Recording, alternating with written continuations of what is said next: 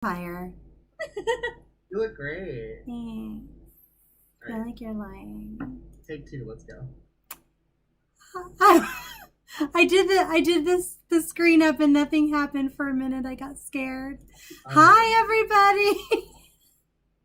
We are back. Sorry for the technical difficulties. What can I blame this time? It's not Mercury. It's not a full moon. It's quarantine. COVID. Is it Aries season? I know it's Taurus. No, Taurus season. Oh well, there you go.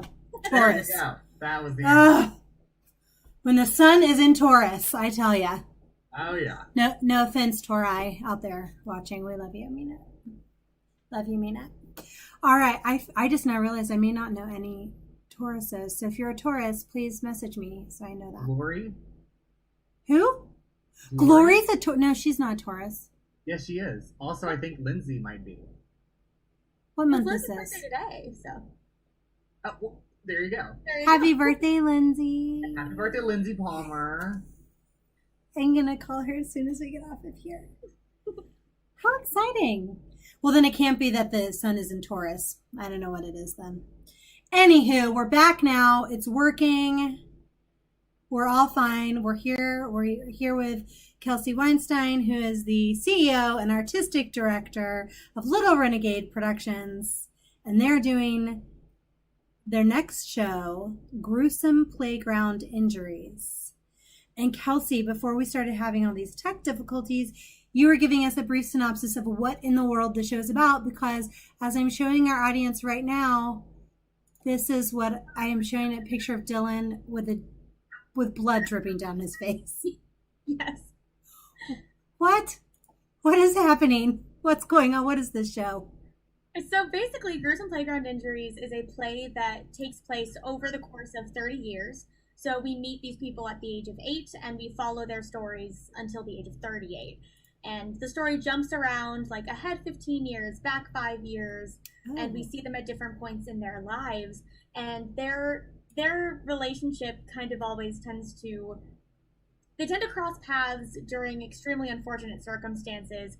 Many of the scenes in this show take place in a hospital or in a nurse's office. Oh, no. And so between the two of them, they suffer different, traumas or injuries, and that tends to be the moments that their lives cross each other, and we get to see their relationship develop. They, become really close friends, and they kind of need each other as they go through their lives, and we kind of see that blossom over the course of 30 years. Wow, this was not what I was expecting, and I love it. And also, you really learn about people when they're not at their, like when they're having to go through something, through a trauma or an event that it's difficult. You really get to see what people are made of.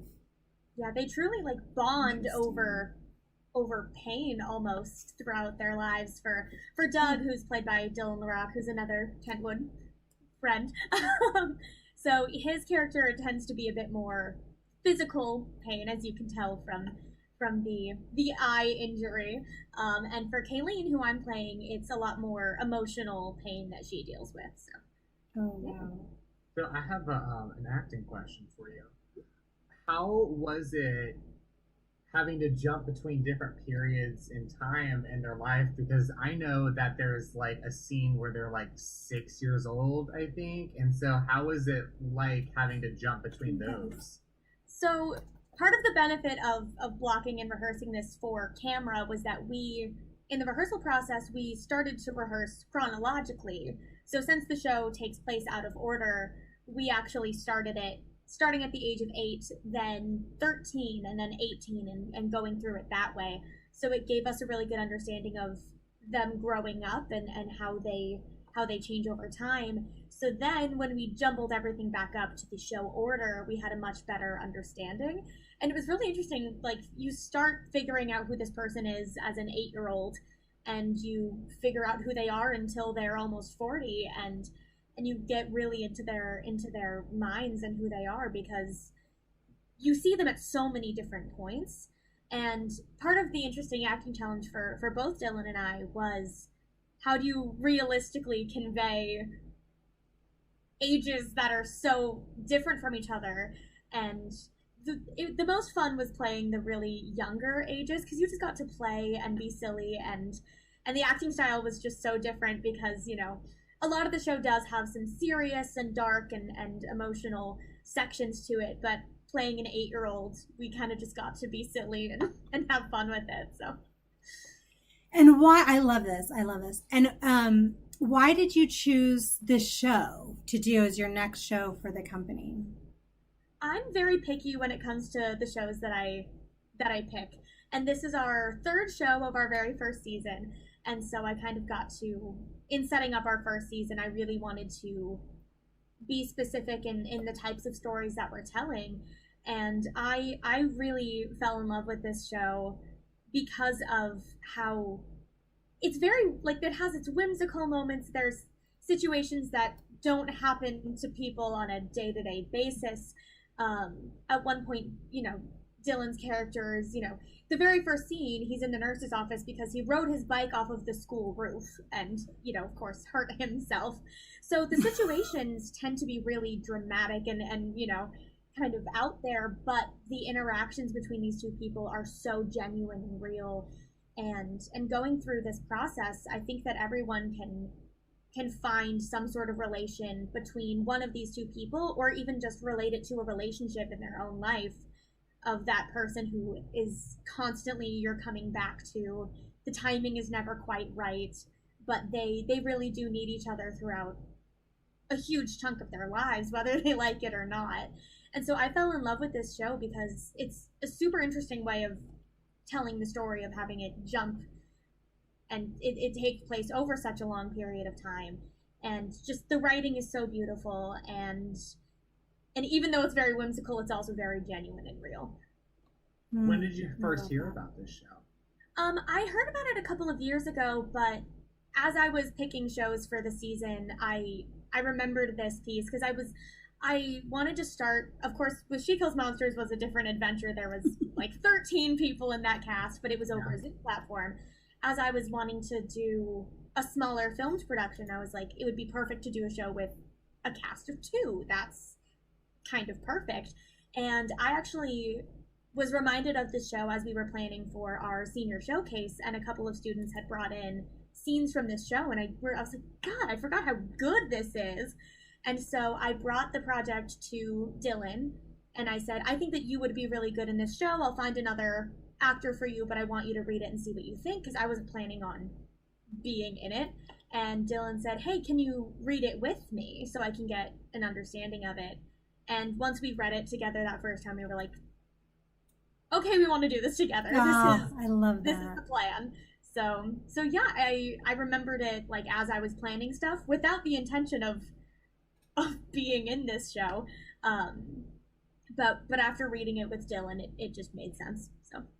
And so then, or did you direct it as well? I did not direct. Stephen LaRock, who is actually Dylan's father, is an incredibly talented film director and screenwriter. So it was really interesting because we had a director who has that film experience. So while Dylan and I both come from a theater background, having that film experience made everything so much clearer for both of us. Because yes, we've both done on-camera things, but he has that knowledge for blocking it for camera. That was a kind of perfect combination.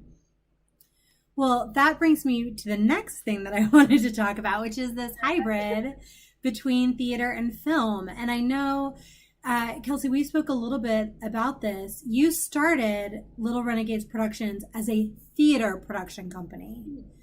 And you started it, and then the apocalypse happened. Pretty much. And you're like, what do I do? So your solution has been to do, I mean, I haven't seen this one, obviously. We're waiting with bated breath. But your solution has been to find this hybrid storytelling. So talk to me a little bit about like how you wrapped your mind around doing this virtually and how this is different from She Kills Monsters. Yeah. So it's interesting because throughout the season we've been kind of taking baby steps towards doing a production of this style. The She Kills Monsters was done over Zoom entirely. Nothing was pre-filmed. We did have music that is kind of a sidebar, a special thing about every show that we do. My dad, who is a co-owner of the company, is a film scorer. So we have original music for every piece that we do. So we did have original music there, and but everything was still done over a Zoom platform and streamed. Our next show was a cabaret that we filmed, and so that was kind of our first step towards doing something more along these lines. But it was done, we shot it, edited, and premiered it all within a week. Oh, and wow. We, filmed all of the songs, actually flew home to Colorado for a week, and we just knocked it all out. And then this production is kind of just that next extra step of, we filmed it as if we were doing a short film. So we actually had 3 cameras on set, and we shot it, with full coverage. What we wanted it to feel like was that you were watching a short film, even though it happens to be a play. So it kind of falls into this line between theater and film that I've actually started really enjoying. And it's been interesting because as I said, I started this company with the intention of primarily doing theater. We do have a couple of film projects in development, but our primary focus is theater and music projects. But as I've been going through this process, I fell in love with doing filmed plays because it brings me all the same joy and gratification that I get from theater, but you get to do it in a completely different way. And we got a lot of, opportunity to, we don't have to worry about the time that it takes to do a scene change. We don't have to worry about the time that it takes. Dylan had a full, prosthetic on his forehead for one scene of one of the injuries. He had to do makeup changes, and we had hair changes. Also, something that we had to do was to help kind of determine the different ages was Dylan would have facial hair for some and not for others. And so, we got to play with more things to, tell the story than we would have had the opportunity to do if it were on stage. And while it would have also been cool to do on stage, I actually ended up loving the process of translating it onto camera because we got a whole new set of tools to play with.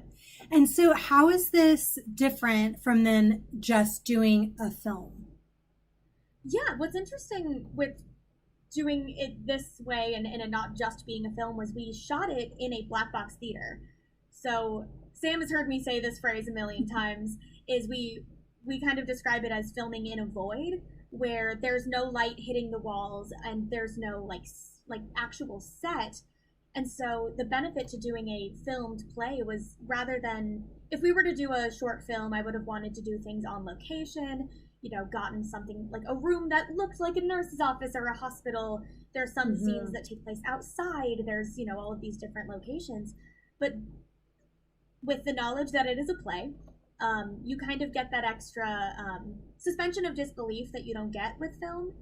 Where when people watch a film, they kind of expect to see the world fully created visually, where with theater, people go into it knowing you have 3 walls and you kind of just accept the suspension of disbelief of like, yep, I'm outside right now, even though you're in a theater. So that was kind of the extra benefit of knowing that it is a play, is we just got to suggest the areas. And we did that with music and with we have small little interludes between each scene to kind of say, here's where we are, just roll with it as you do in a play of, you see a bench and you assume that it's outside.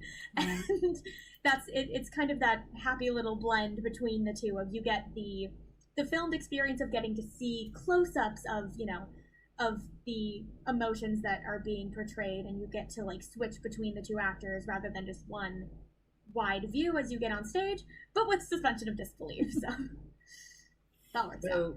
With the camera, you weren't shooting it just wide, it's just there. Were you actually getting close-ups and inserts and all different kind of angles and scales and stuff like that?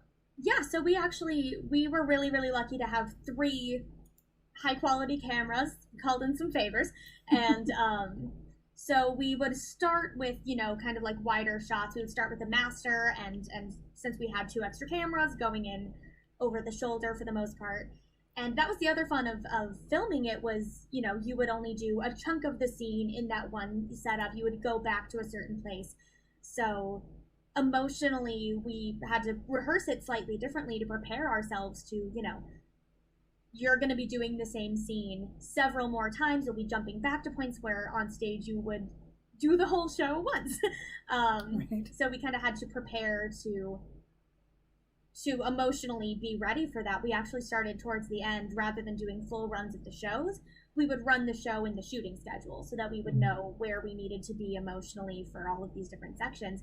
But as we were filming, we started with 3 cameras wide, and we just pushed in, and we did get inserts. We also got some really cool movement shots that you can see a couple of them in our trailer, which is out now. But we had William Lancaster was our DP, wonderful guy, and he was on a gimbal. He was walking around. He was following the movement in a lot of these scenes, and it gave it this really cool energy of you were kind of moving along with us. So yeah, we got all sorts of different shots, and I have that kind of made it so interesting. I have that picture up from that you have PR photo with him filming the two of you. Mm-hmm. So then that kept it doing with what am I trying to say? That you didn't really have a fourth wall then, that you kept it in the round, if you will. Yeah. And we still, for the most part, kind of kept, because you want to keep the 180 line for the most part when you're doing a film project. But we bent it sometimes because we did have that opportunity. Since we were in a black box space, there wasn't, here's where, the proscenium is in the curtain and there's the audience. Like, there were risers and, that's where all the lighting board and all that stuff is. But because of the way that we lit it, you were able to kind of get that full 360, at least suggested 360 kind of view of our little tiny world within this void. So, well, I love this. I just put the trailer link in the comments for those watching. You want to go check it out. Very excited about it. So kind of like piggybacking on what Sam was talking about earlier with the acting and preparing for the role and everything. As always, we have different challenges in the theater than in the film and everything. And how is your taking this role on, the process different or similar as to how you would have prepared for this, the stage version? I mean, you talked a little bit about how you rehearsed it, but like just scene breakdowns and character breakdowns, how is that different or same or the same? Funny enough, I had actually taken a break from acting from about May of 2020 up until about November. And so what was interesting there was I kind of was able to use this as an opportunity to completely redo my system of how I go about breaking down a role, because I'd taken this break as lots of things were shut down. I had just graduated college. I was starting to work. I was like, I'm just going to take a minute. And this was kind of a great opportunity to, I've been acting for my whole life. I took this break. Now I'm starting over. How do I want to go about breaking this down without any previous system? Like, there's some things that still work for me, but I was like, clean slate, let's start from scratch. And I'm a very methodical person. I think far too much. But so my script covered top to bottom, so many notes, so many thoughts. Meanwhile, Dylan wrote just like a blocking note, and all of his is in his head. So we would compare our thoughts and our notes on these things, and we both approached it in very different ways, which was really interesting to see how that worked out for both of us. But what I would do is kind of focus on a different tool almost every time that we would do it. I said, okay, you know what, this pass as we're rehearsing, I'm going to think about status more. I'm going to play with this, kind of see where the status shifts in the scene. And so then every time that we ran it, I kind of would come away with something different of, okay, I liked this for this part, but it didn't make any sense when I used it there.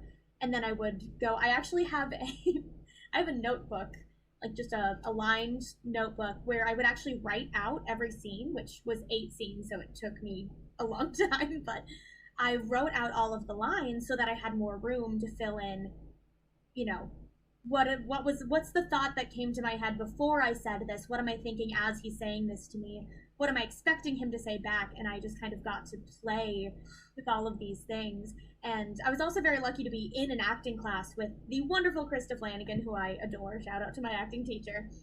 And so I was in an 8-week course that literally ended the week before we started shooting. So I was keeping myself sharp and keeping all of these things fresh in my mind as we were going. So every time that I worked on something new with her, I was able to bring it and test it out. And that was part of the benefit too of being such a small team. Our rehearsals were just me, Dylan, and Steve. And so we got to rehearse often and as frequently or as little as we needed. But every time I just got to play with new things. And Dylan, on the other hand, he would always respond differently to the different things we were throwing at each other. And so we kind of got to together figure out what was working best for us both. There was a night we stayed up until 3 a.m. talking about one of the scenes. And, okay, but if this thing happens this way, but if I think this way instead, it completely changes it. And we just got to completely dissect this masterpiece of a play and kind of make it our own and fit these people into who we, think that they are. I love it. And then let's get a little addition. Who is Steve's favorite, you or Dylan? Well, you would think because, he's his father. Right. He is a little harder on Dylan than me, probably because he's known his acting for 24 years now. I don't know. Yeah, you're his favorite. It's fine. We know. I'm probably. We know. Oh, I love that. It sounds too like, given that it's such a close-knit group, working together and that you would have these great conversations. It's just like you're living in this world for a while. I'm sure. Something else that was great, and not great for the world, but worked for us, was California went into another lockdown. We went into another stay-at-home order. So what ended up happening was so that we could continue to rehearse, I moved in with the two of them for almost a month, and we rehearsed every single day. Wow. So we got to kind of keep working on this, because if I had stayed home, we would have lost an entire month of rehearsal. And we knew that we did not want to do that. And so, they took me in, and that is dedication. Literally every single day. And that was something that was so cool, because, I finish work for the day, I work from home, so I literally close my laptop and get right to work on this, and then we all eat dinner together, and it's just one of those things, like, it was just such a fun process for all three of us that it became this just, pleasant, also, like, really, the rehearsals felt really low stakes, like, it was one of those things, like, because you're literally just in this room with people that you care about, and we rehearsed in this room, actually, so it felt very low stakes in that if I make a mistake, if I make a really bold choice this time, this is the safe place to do it. Like, this is where I can say, you know what, I want to try something absolutely crazy. And both of them would be like, okay, yeah, sure, let's see what happens. And, there's no pressure. There was no stress of it. There was just like, okay, you know what, we're just going to make a cool show and we're just going to work on it and see what happens. So how did you go about finding, like, the DP, and I don't know if you had a lighting designer and a set designer. How did you go about finding that and saying, well, it's a play, but it's also a short film? So funny enough, everyone that worked on our crew were all film people, which worked out really well. William, who was our DP, is a childhood close friend of Dylan's, and Leif Suader was our other camera person, is also, like, a close friend of Dylan's since high school. So everyone that we worked with was a part of this, like, close, almost like family environment.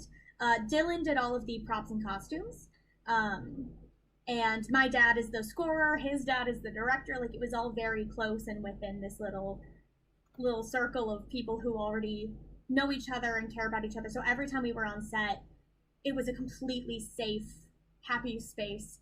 And we are just very lucky that we have, friends and family members who were just as passionate about it as we were. And so we all got to work together, and it felt very, safe and nice. And, there was, again, and I hate to say low stakes because that sounds like it didn't matter, but, like, there wasn't the pressure of, like, oh God, okay, I'm on set. are people gonna judge me? Like, I am just, there's a whole scene where I'm just crying the whole time, and I felt completely safe to do that amongst these people. So it was one of those things that it worked out really well, that we got very lucky to have talented friends. And so we all got to just hang out and work on it together. It sounds like it's a real safe environment in which, so not necessarily low stakes like you're saying, but just very safe. Yeah. Just a really good. Dylan's getting those PD credits left and right. He is. So funny enough, Dylan had never done production design, props, or costumes. He's always been interested, like, he pulled out a jacket the other day. He's like, oh, I forgot I added a hood to this to make it a cosplay for this. Or, like, he just has a pile of swords in the closet. And he's always been interested in costumes and props and everything. And I need to putting together. I need to pause and rewind real quickly. Did you say he added a hood? Like he sewed something together? So he attached a hood onto a jacket to make it work for a costume for something, just for fun. That's amazing. Just what he does. But so when we were getting ready to do She Kills Monsters, he had expressed, I want to help in any way that I can. And I said, well, what do you want to do? Because, the cast is set, my dad's doing music, like, what is it that you have interest in doing? And he said, well, I kind of have interest in doing props and costumes. And I said, great, you're hired. And he was like, wait, are you serious? Like, are you actually hired? Like, you want me to do this? And I said, yes. And I gave him a budget and said, yeah, go wild, do what you think is best. And, of course, check with me, but, like, I trust you.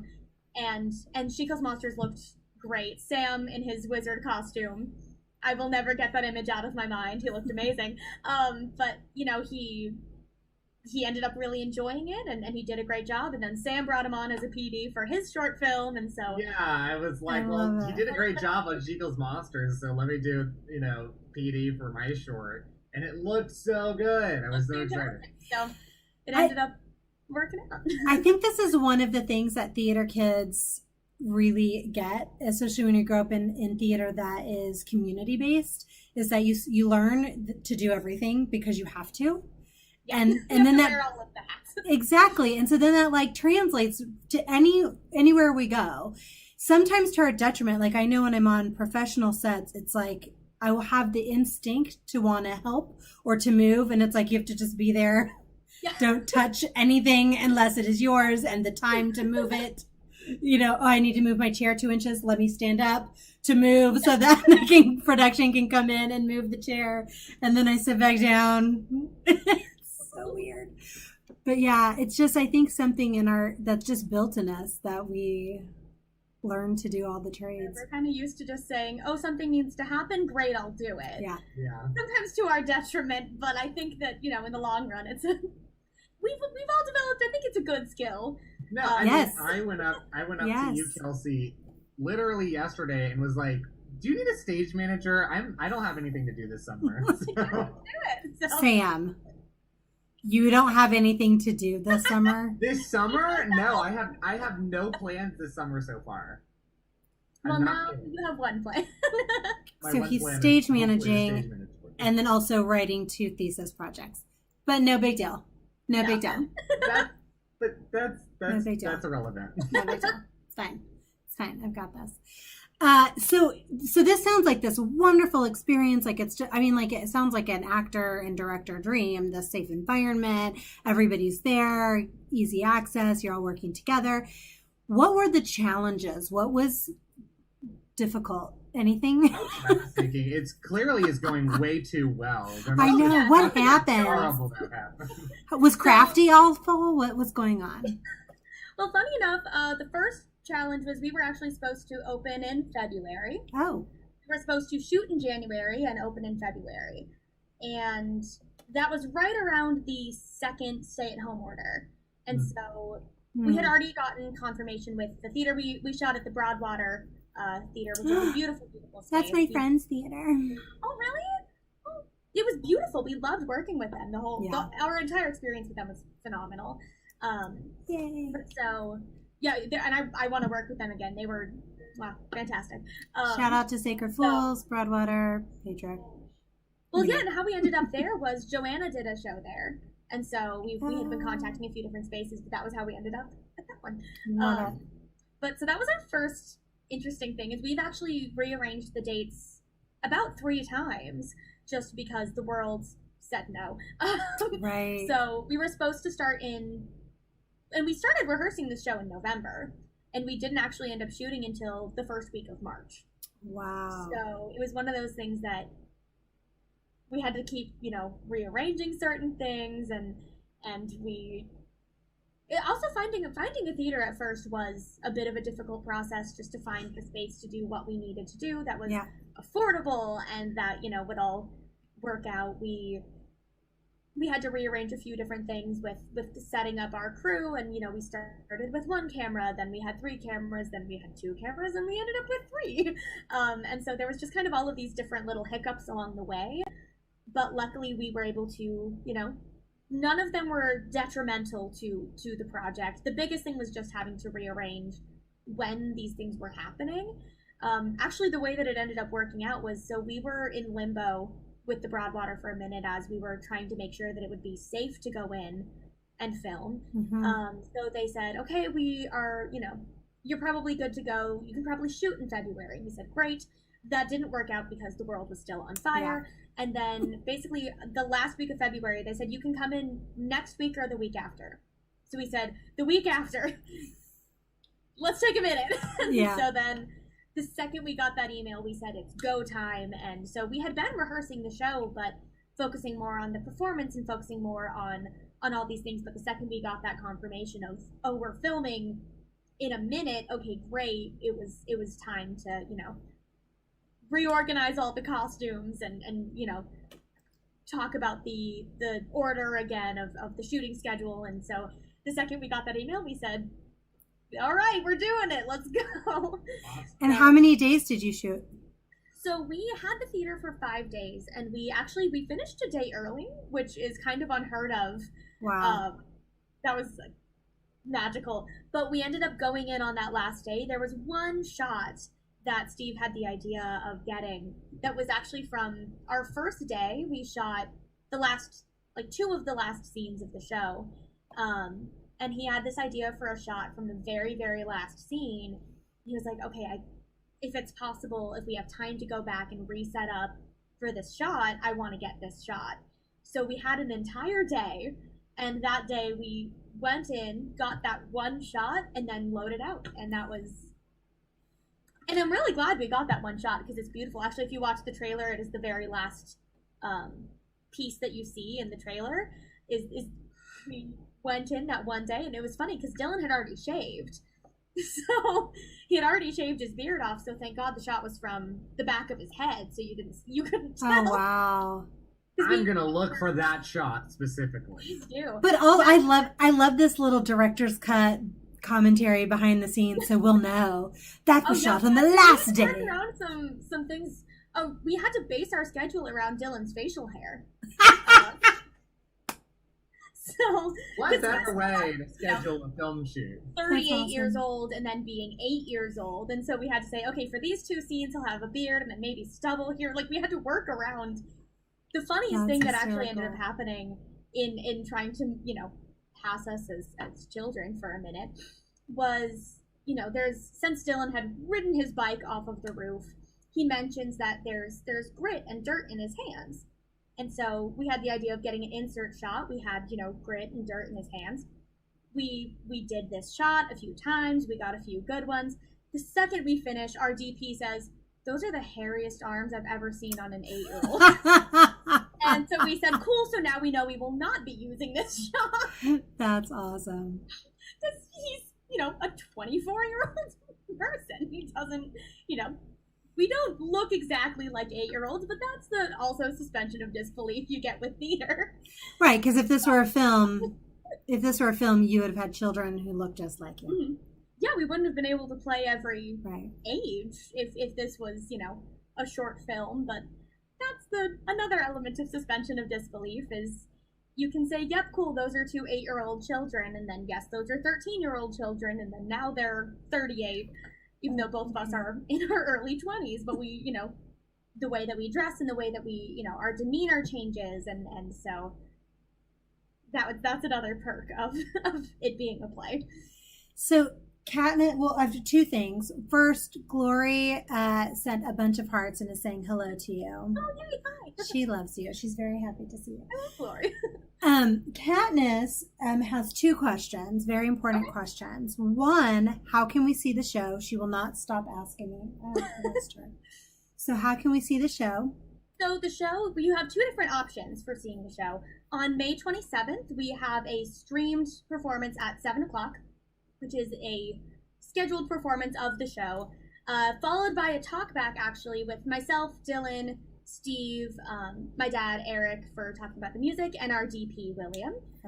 So any questions that people have after seeing the show, we do have that talkback scheduled right after the show finishes.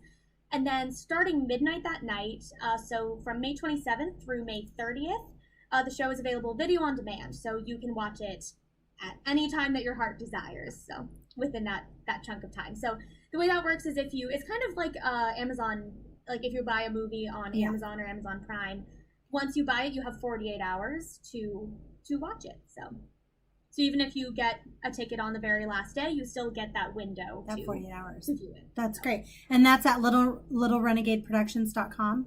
Yeah, so I have 3 different links on the website for the first show, the video on demand, and for the talkback. So you can find all of those links on the littlerenegadeproductions.com website. Awesome. I put the link in the YouTube comments. Thank cool. you. Yeah. Thank you. And we are streaming through showtakesforyou.com, which is a great system. We worked with them for our cabaret as well, and so so it'll be available through them. So. Yay. And then Katniss's second question is, how does one audition for your company? Ooh. So we have not yet started to do auditions because we are still doing such teeny tiny little shows. Like next season, the 2 performances that we're looking at, other than our cabarets, involve a cast of 4 and a cast of 2. But I don't plan on us doing auditions until we start going back to live performances. So that will depend on the world. That will kind of depend on how the world is going. Because for the moment, we are sticking with these really, really small groups of people just for the sake of safety and as we're still getting going. We're wrapping up our first season with one more show after this one, which you'll find on our website. We are doing a country music cabaret, which will be so much fun. So more on that later, but yeah, so we will be finishing up our first season with one more piece after this. So I'm kind of following along with the world of when we can start to do live shows, but it's likely that we'll start to actually hold auditions for these shows once we do go live. I love it. This is great. So there you go. You have to wait a little bit. So everybody wear your masks and get your vaccinations so we can get back to the theater. Yes. Right, Katniss? Okay. Yay. And so real quickly, as we're wrapping up, we already heard about some fun challenges and debacles like hairy arms and beards. What was your most rewarding experience that you're going to take away from this? The thing that you learned or just was the most exciting or just felt just the best? This show actually made me fall back in love with acting. So, and like I said, I hadn't planned on even acting in this show. It just kind of ended up working out that way, and I'm so glad that it did. Because, like I said, I took a break from acting. I graduated college in the middle of a global pandemic. With a degree in musical theater that seems so useful to me at the moment. So it was one of those things, like our showcase went completely virtual, and I was doing self-tapes from my house in Colorado, and it was just one of those things that I was starting to have a harder time enjoying myself doing it, because it started to feel like work. It started to feel like, and dealing with something like a senior showcase, you kind of have those moments of, you have a panel of 6 teachers telling you who they see you as, and you kind of lose yourself. And like, I had kind of lost myself in that, because I'm being told by many different people, well, I see you playing this type of character. No, you shouldn't do your hair like that, because then you can't be cast this way. And it became a lot, especially in the time of everything being on fire. Yeah. So I took a break from acting. I was still directing. I was still doing all these other things, but doing this show reminded me why I love it, and I got to fall back in love with acting and with performing, and it made me want to keep doing this. And because I was starting to get to that point where I'm like, well, I love producing and directing, I'm just going to do that. but doing this show and getting to, you know, break down scripts again and really get into this. And the other thing is that and anyone who knows me from Kentwood knows me as doing comedy. The two shows I did with Kentwood, I did Little Mermaid and Blind Spirit, and I played comedic side characters who with silly voices and silly walks. Like, that's, you know, what I primarily had done for most of my life is comedy, and I love comedy, but this was an interesting adventure for me of taking on a show that, and especially like Kayleen is a character who's very negative and dry, sarcastic, and it was the type of character that I had never done before. So not only was it the first show back acting, a completely new character, a new style for me, I just got to play and like learn all of these new things about myself through this and fall back in love with acting. And I had the best scene partner in the world opposite me throughout this whole thing. And it was one of those moments that as we were doing this show, the way that I felt after every rehearsal, I was just like, yep, cool. I missed this feeling. I like this feeling, and I've missed that. So it was really satisfying, and it was really nice to jump back in and remember why I've spent my entire life doing this. So now, one more thing before we wrap up. Do you have any advice for theater companies for the near future doing things like you're doing who might not have experience with film that you and your family and friends have? Yeah.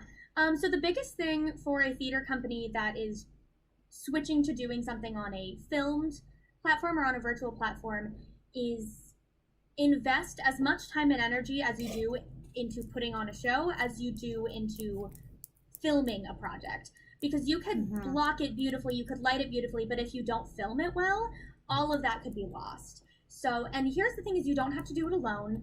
We have so many people in LA, especially if you're here, who are looking to do things right now. And we all have friends who, you know, need to, you know, get back into doing creative things like this.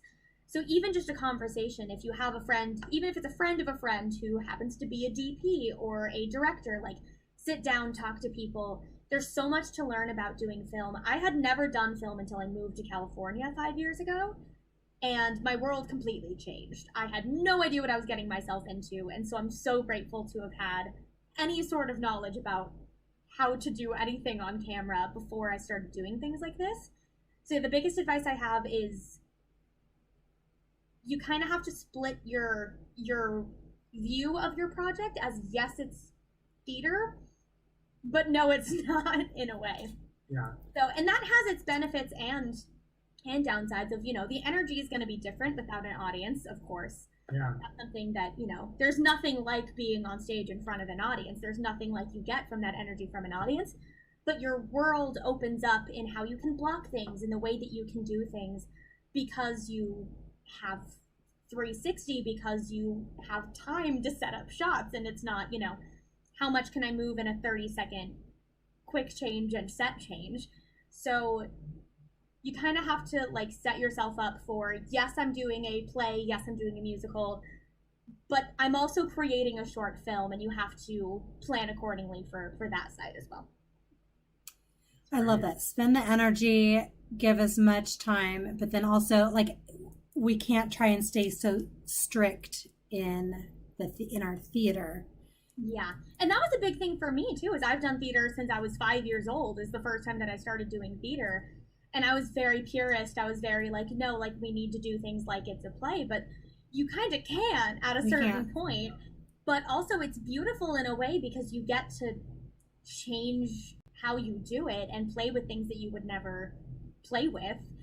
Like, we, you know, were able to completely, because the way that Gruesome Playground Injuries is written is that the actors do all of their costume changes and set changes. Like, there's not a blackout. You just watch them change their setup.